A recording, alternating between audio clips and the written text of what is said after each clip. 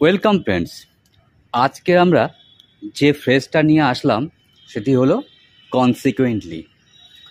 প্রথমেই আমরা জেনে নেই এর মিনিংটা কী আছে। In English, consequently means as a result or because of that.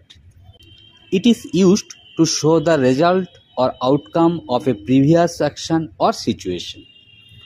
এবং ইন বেঙ্গলিতে কনসিকুয়েন্টলির অর্থ হল ফলে, পরিণামস্বরূপ বা এর ফলে। এটি কোনো কাজ বা ঘটনার ফলাফল বোঝাতে ব্যবহৃত হয়। তো এই যে কনসিকুয়েন্টলি এই ফ্রেজটা, এটাকে আরও ভালো করে বুঝতে গেলে আমাদের বেশ কিছু এক্সাম্পলসের প্রয়োজন হয়। চলে আসি প্রথম example. He didn't study well, consequently he failed the exam.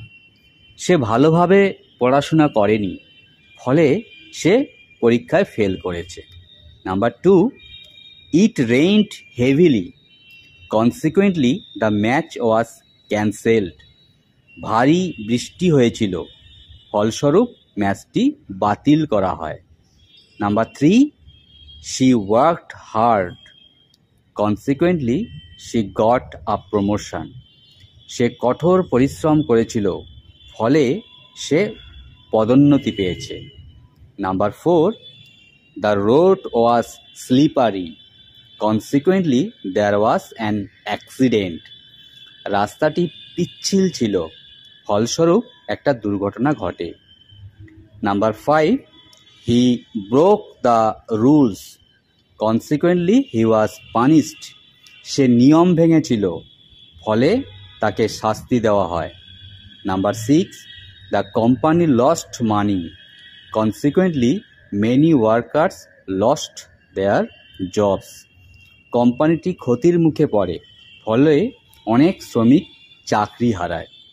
Number 7, she missed the bus, consequently she was late for school. Say bus miss করেছিল, ফলস্বরূপ সে স্কুলে দেরি করে পৌঁছায়।